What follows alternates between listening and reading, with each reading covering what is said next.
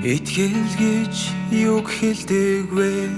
Энэ нь ямар нэг зүйлийг харж барьж чадахгүй үед Бурхны ажил хүний үзэлтэй нийцэхгүй үед хүн хүрхийн аргагүй байх үед хүнд байх ёстой жинхэнэ итгэл үнэмшил чин үнэн зүр сэтгэл юм. Энэ бол Бурхны ярьдаг итгэл. Зовлонгийн үеэр цэвэршүүлэлтийн үеэр хүмүүст итгэл хэрэгтэй.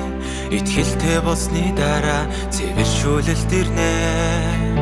Цэвэршүүлэлт итгэл хоёрыг салгах аргагүй.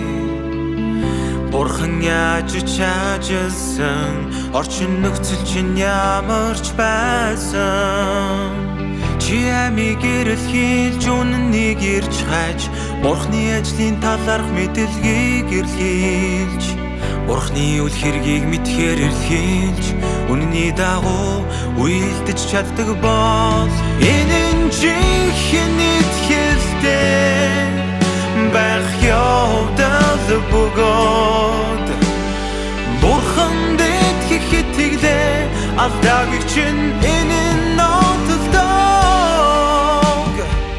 чи цэвэршүүлэлтийн үеэр үннийг эрэлхийлэхдээ төлбөртэй байж Бурхныг үнэхээр хайрлаж түүнд эргэлзэхгүй байж Тэр юуч хийсэн түүнийг сэтгэл хангалуун байлгахын тулд үннийг хэрэгжүүлсээр байж сэтгэлийнхээ гүнд түүний санаа зорилгыг ирж хайж түүний санаа зорилгыг бодолцсон үзэж чаддаг бол Бурханд жинхэнэ итгэлтэй байх гэдэг нь энэ юм.